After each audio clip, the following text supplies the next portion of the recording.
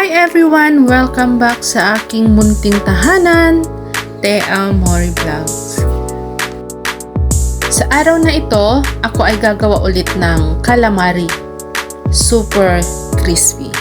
This time around, ibang recipe naman po ito. Tara guys, at simulan na natin. Cut lang po ng maliit yung squid. Isa lang po yung ginamit ko dyan. And isang egg din ang nilagay ko.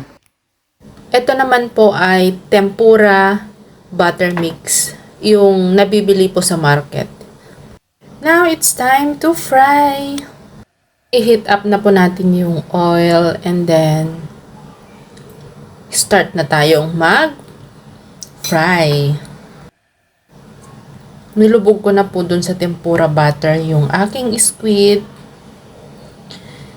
At eto na po.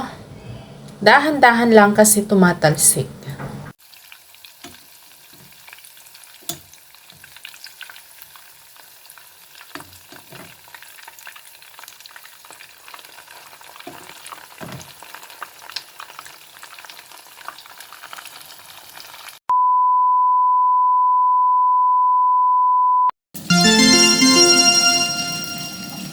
O, diba? Itsura pa lang. Crispy na.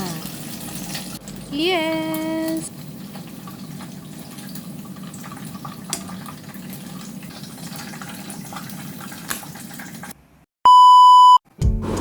This is my version of crispy calamari.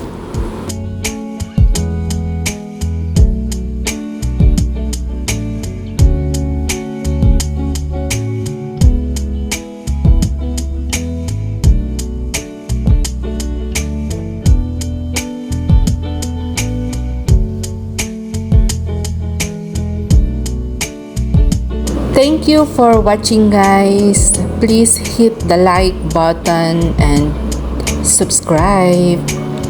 See you sa susunod pong video.